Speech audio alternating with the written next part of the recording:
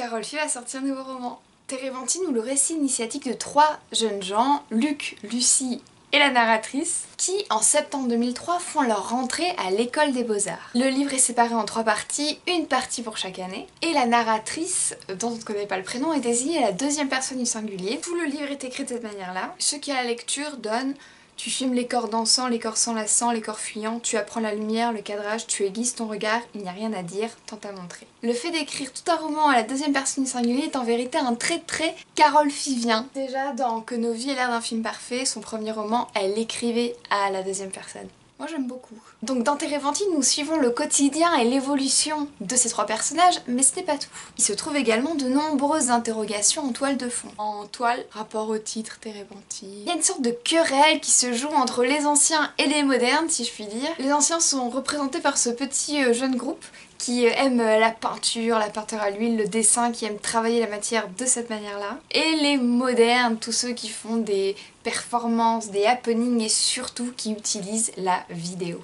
D'ailleurs, il est assez amusant de se rendre compte qu'ils suivent plus des cours d'installation que des cours de peinture, de travail, de dessin. Et puis il y a une autre grande question fil rouge qui est: pourquoi y a-t-il autant de filles sur les bancs de cette école? Elles représentent à peu près 70% des élèves.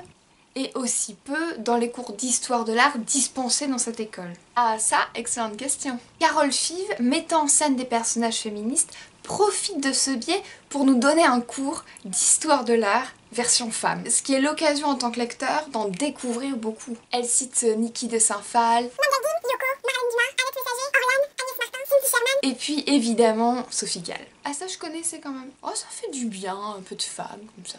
Mais en réalité, Térébenthine est avant tout un roman d'apprentissage. Nous assistons à ce moment absolument crucial du passage de l'âge adolescent à celui d'adulte, soit ce moment très délicat où nos désirs, nos fantasmes, nos envies se voient confrontés à la réalité du monde. Et oui, la réalité, c'est que le milieu de l'art est un milieu extrêmement compétitif et qu'il est de ces milieux dont on dit oui, il y a beaucoup d'appelés pour très peu d'élus. Alors que vont-ils devenir nos trois personnages? Quelles décisions vont-ils bien prendre? Que vont-ils faire de leur vie? Pour terminer, j'aime toujours autant l'écriture de Carole Five. On passe d'une écriture plutôt mélancolique dans ses premiers romans à une écriture déjà remarquée dans Tenir jusqu'à l'aube, beaucoup plus engagée, beaucoup plus en colère. La lecture de Térébenthine, on ressent une envie de manger le monde, ou tout du moins de le changer un petit peu. Et ça, j'adore. Merci de regarder cette vidéo, n'hésitez pas à la liker, partager, vous abonner, regarder les autres vidéos. D'ailleurs, j'avais déjà fait une vidéo sur ses précédents romans, je mets le lien en description. On se retrouve avec la chronique de Broadway, le dernier roman de Fab Caro.